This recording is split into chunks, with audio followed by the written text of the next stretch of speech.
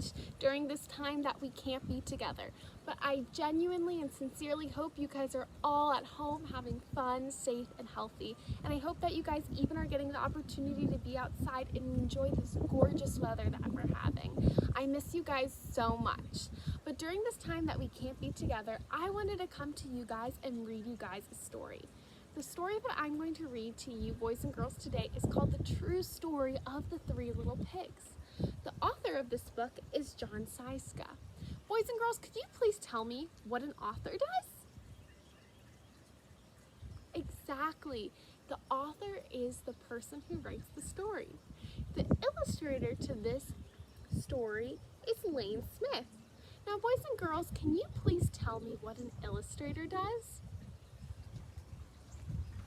Exactly. The illustrator is the person who draws the pictures of this book. Okay, boys and girls, I'm going to start reading now The True Story of the Three Little Pigs. And as we're reading, remember all of the story elements we've learned earlier in the year. Remember the characters are the people or animals that the story's mostly about. Remember that the setting is where the story takes place. And remember that there's a beginning, middle, and end to the story.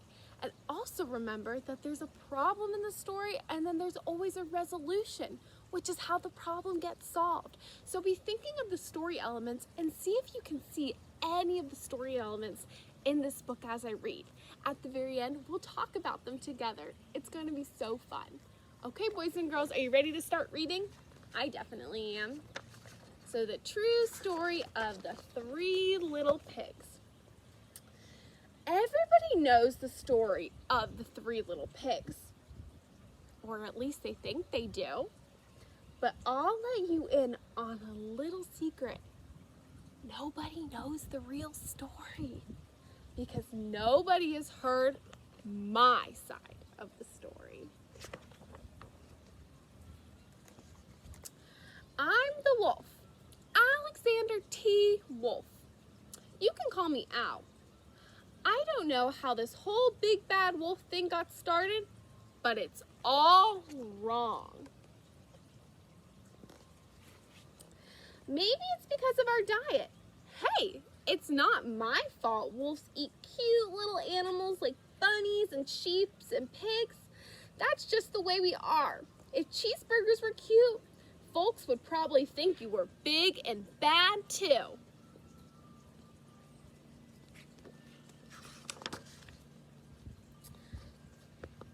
But like I was saying, the whole big bad wolf thing is all wrong. The real story is about a sneeze and a cup of sugar. This is the real story.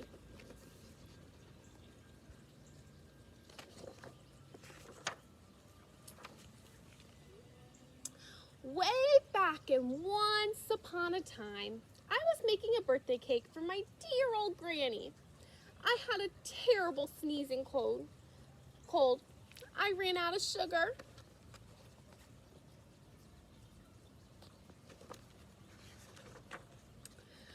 So I walked down the street to my neighbor for a cup of sugar. Now this neighbor was a pig, and he wasn't too bright either, meaning he wasn't maybe the smartest. He had built his whole house of straw.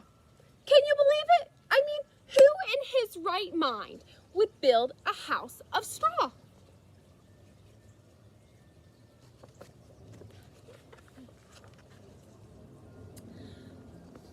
So, of course, the minute I knocked on the door, it fell right in. I didn't just want to walk into somebody else's house, so I called, little pig, are you in? No answer. I was just about to go home without a cup of sugar for my dear old granny's birthday cake. That's when my nose started to itch. I felt a sneeze coming on. Well, I huffed and I sniffed.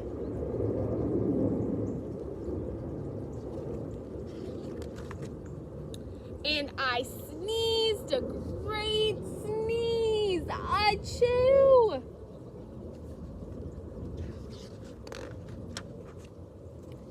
And you know what?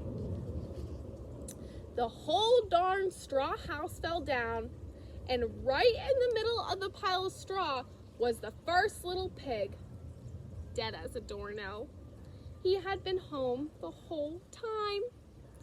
It seemed like a shame to leave a perfectly little good hand dinner lying there in the straw, so I ate it up. Think of it as a big cheeseburger just lying there.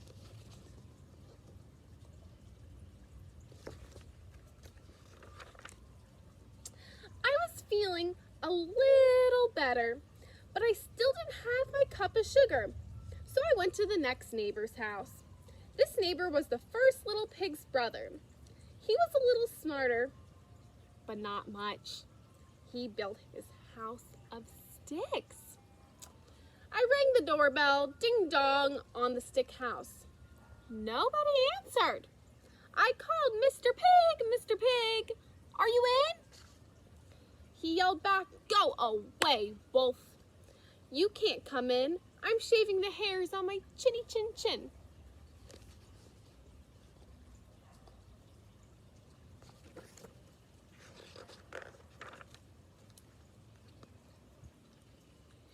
So I had just grabbed the doorknob when I felt another sneeze coming on.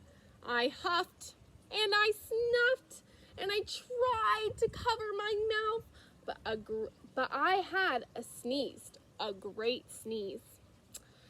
And you're not going to believe it, but this guy's house fell down just like his brother's. And when the dust cleared, there was the second little pig, dead as a doornail. Wolf's honor.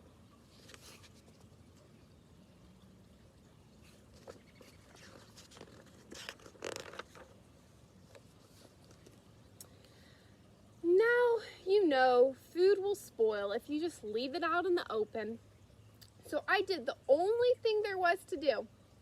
I had dinner again.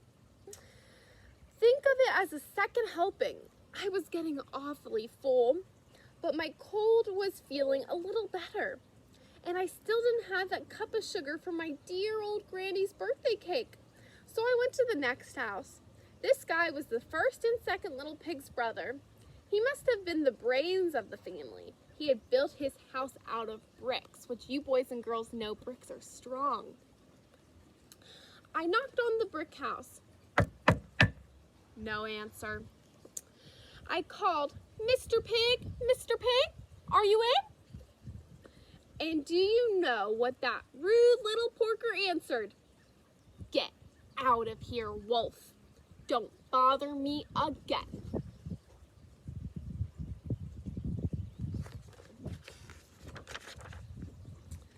Talk about impolite. He probably had a whole sack full of sugar, and he wouldn't give me even one little cup for my dear sweet old granny's birthday cake. What a pig. I was just about to go home and maybe make a nice birthday card instead of a cake when I felt my cold coming on. I huffed, I snuffed, and I sneezed once again. Achoo! Then the third little pig yelled, "And your old granny can sit on a pin."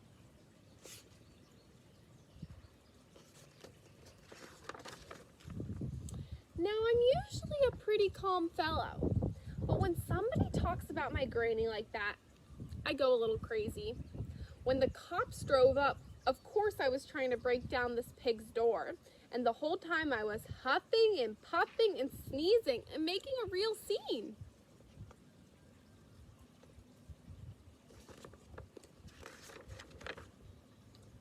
The rest, as they say, is history.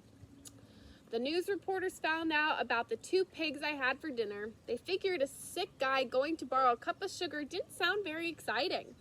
So they jazzed up the story with all of that huff and puff and blow your house down. And they made me the big bad wolf. That's it. That's the real story. I was framed.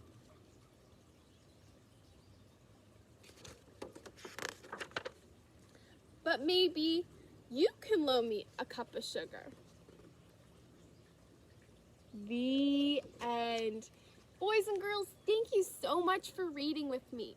Now let's review this book a little bit. Can you think in your head what was one of the characters that was in this story?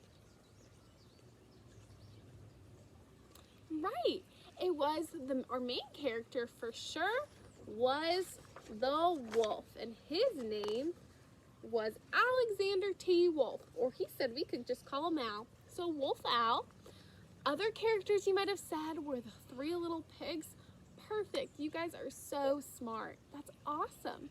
Boys and girls, now can you remind me where the setting was of this book? If you don't remember what the setting means, that's okay. The setting is where the story takes place. So now, boys and girls, answer. Where did the story take place? Right, it took place a few different places. First, it took place at the wolf's house and at all the little pigs' house as he went to go ask for a cup of sugar. Awesome job. There was multiple different places where this story took place, and that's okay. There just doesn't have to be one setting, but sometimes in stories there are, and that's common too. Okay, boys and girls, what happened at the beginning of the story? Right, at the beginning of the story, we learn about the wolf, and we learned that he just wanted to make a cake for his dear old little granny. What happened in the middle of the story?